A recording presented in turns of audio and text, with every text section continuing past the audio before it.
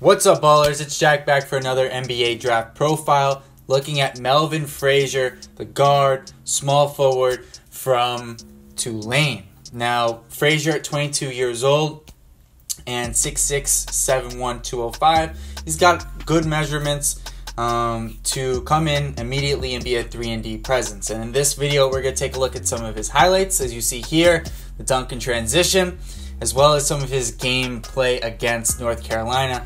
All of this footage is provided by Cody Wright, who does a great job on his channel.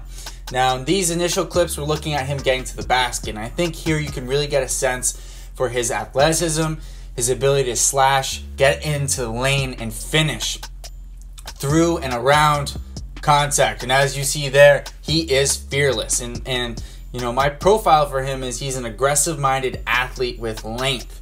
And really, you get the sense of that here in these highlights against, you know, various opponents in the American Athletic Conference, where Frazier is really, he's fearless. He likes to get to the basket, and he can get there, and he can finish with his athleticism over people. But what really sold me on him as a prospect, and we'll get to the defense in a second, is his passing ability. I think if you've got a good feel for the game, it really translates well to the next level. And as you'll see in these clips here against North Carolina, in a game where he didn't shoot the ball necessarily well, he was able to find his teammates for open shots and just make the right pass. You see there, the little entry pass down low. Here he's got a post up, and they come with a double, and he sends it right back out to open three-point shooter. So you get the sense that Frazier really does have a nice feel for the game. In addition, you know, throughout his time at Tulane, he really improved as a player. He went from a guy who shot 50% on his free throw attempts on only 2 a game to 70% on 4 a game. And same thing goes with his three-point shooting. Was not even a factor as a freshman. Finishes his career as a junior as a 38% three-point shooter. But here's the defense. This is what's going to get him drafted. Now, you see him here against SMU, Shake Milton. He really locks him up here late in this game, and Milton has nowhere to go. And, you know, while I wouldn't say he's an elite level defender, he's very good. And that aggressive nature of his really pays dividends on this end of the court, where you really just have to have that mindset, I'm not going to allow my man to score. And Frazier definitely possesses that mindset. And coached by Mike Dunleavy, I think that really helped him improve his offensive game, but his defensive mindset, I think, also, you know, maybe was improved by Dunleavy. I'm not 100% sure, but at the same time, that's got to be something he's always had in him, and that's been evident when I put on his tape.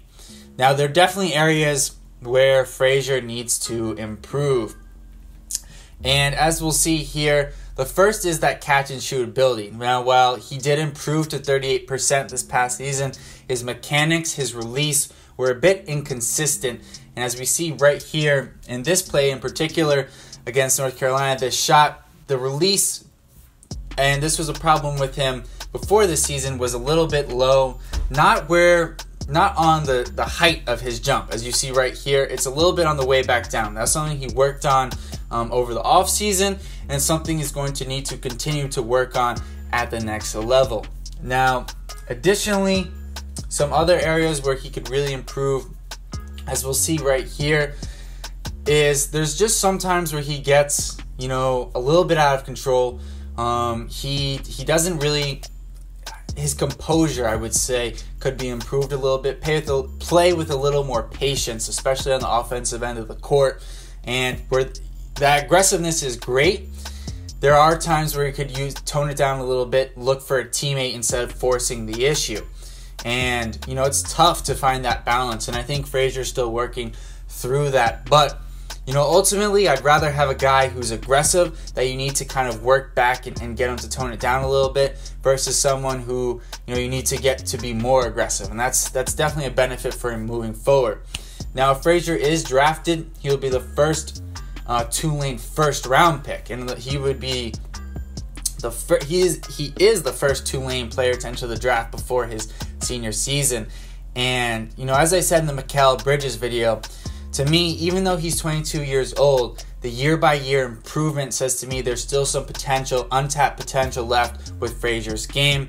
And I think ultimately he needs to end up on a team where he can play in transition. So teams like the Nets at 29, the Hawks at 30, I think would be great spots for him to get some opportunities, play in the open court, get comfortable, and then get the opportunity to work on that shot and really hone in on that over his first couple years in the league. But guys, let me know what you think about Melvin Frazier. Where do you think he'll end up and what his career will wind up being? All right, guys, peace.